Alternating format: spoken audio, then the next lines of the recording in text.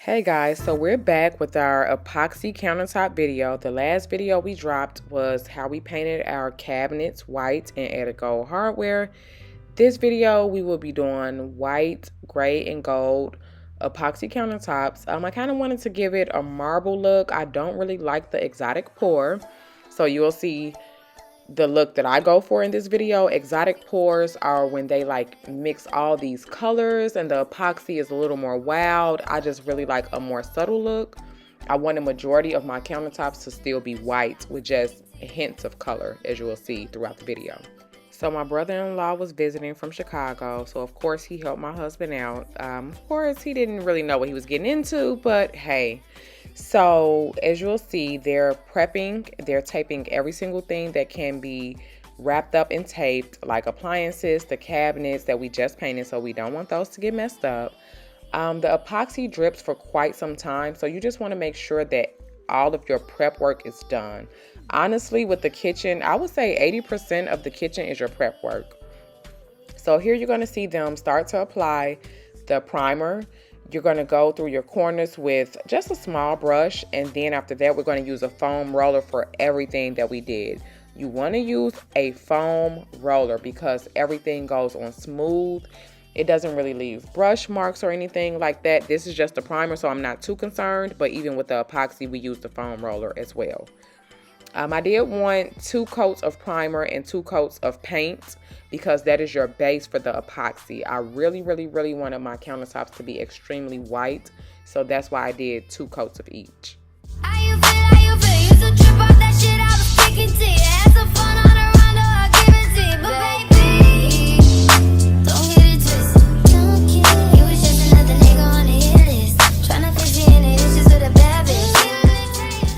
Here's the finished product. This is the countertops dried with the primer and the paint. It is almost time to pour the epoxy, and that's where I come into play.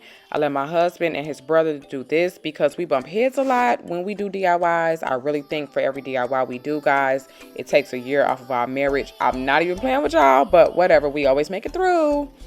So it's epoxy time.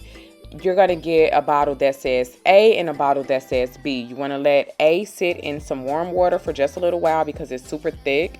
And you're going to pour B first. As you see, B is easy, it's loose. And, you know, I just like for A to be easier to pour. So that's why I do the hot water. You don't have to. If you're okay with it being thick, you know, you can still pour it that way as well.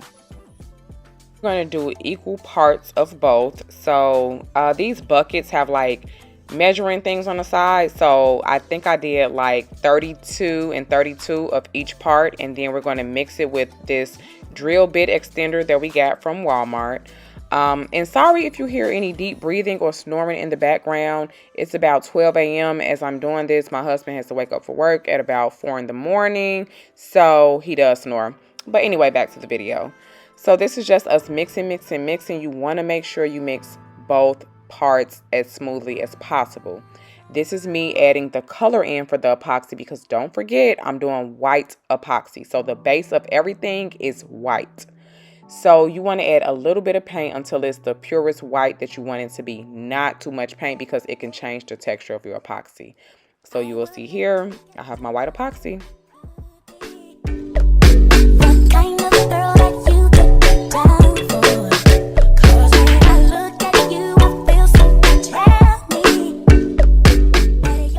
Time to pour. I was so excited. Epoxy is self-leveling, so you know, you just kind of pour. Like, it's our first time, so the first time you pour, it's probably not going to be enough. So I poured some. I came in with the foam roller, spread that out. I realized it was too thin, and then then we mixed some more, and then we poured some more because you don't want to mix too much at one time because the epoxy does harden on you, and you only have so much time to use it until you cannot spread it out anymore because it gets hard.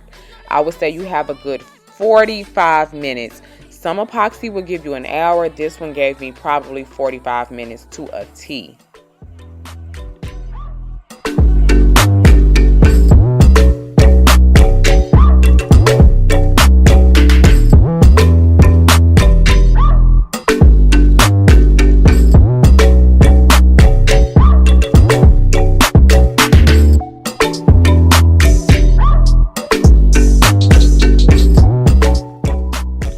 will see me kind of looking at the brush. So what I will suggest that I did not do is take the foam roller, rub it on the back of some sticky tape to get any loose hairs that you see on it.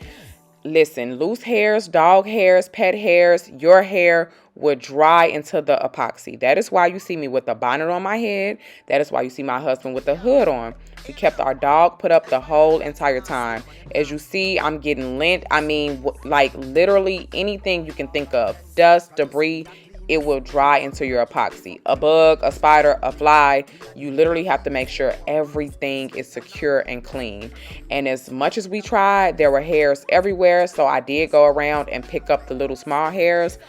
Like my husband may have had a hair fall. I may have had a hair fall. Even though our hair was covered, somehow, some way, hair still got into the epoxy. But luckily, we grabbed it while it was wet.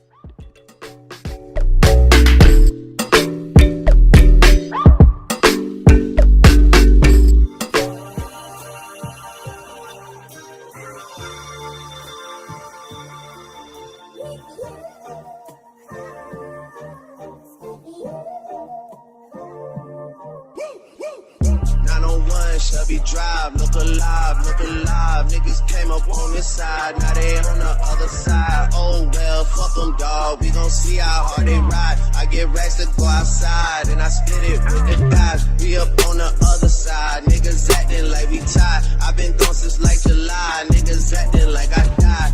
They won't be expecting shit when Capo go to slide, cause I told them that we put that shit behind us, but I lied. Hey, look who I'm. Okay, so here you're going to see me adding the color, which is going to give it the marble effect. I put gray paint in this, as you saw me do the white paint, and then I used gold spray paint to add the gold. But guess what, y'all? We had to redo the countertops. This was the first go around.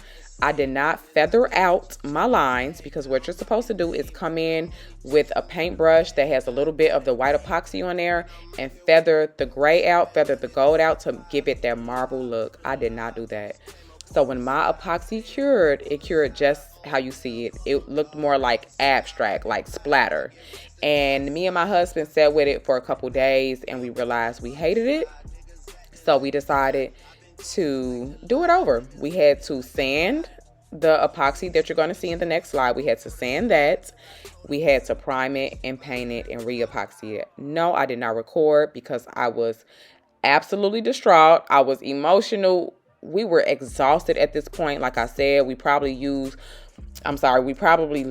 a year of marriage with every DIY that we do. So there was no recording. I don't think that we would have made it through that last video, but you will see the finished product. After we went back and we fixed it, we did everything the same, except for I just feathered the lines out a lot more to give it that marble aesthetic.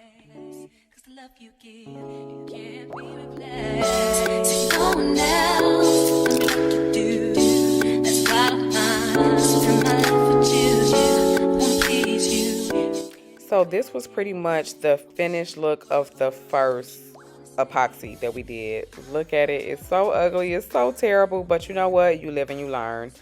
In the next slide, I'm going to show you a before picture or video of the kitchen. You're going to see how dark the cabinets was, how the backsplash was, which as you will see in the kitchen reveal, we did paint this ugly tan backsplash white.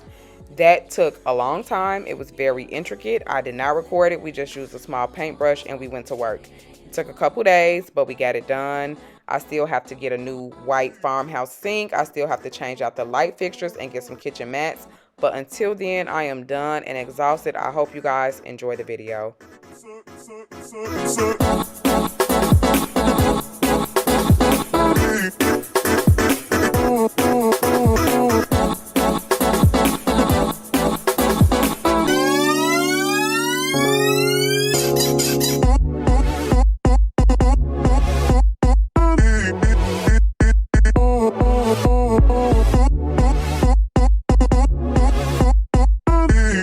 As you'll see in this video, you will see how I marbled this out more than the previous one. The lines aren't as harsh as they once were. We still have quite a bit of work to do. We have to get a paint job, the farmhouse sink. I'm going to be transitioning all of my appliances to white and gold. I've already started. but that will take a while as well. We're also going to change the 3 light fixtures over the bar area. Those will be gold as well. So, you know, we just have a few things left to do, but for right now, this is what we have. I hope you like.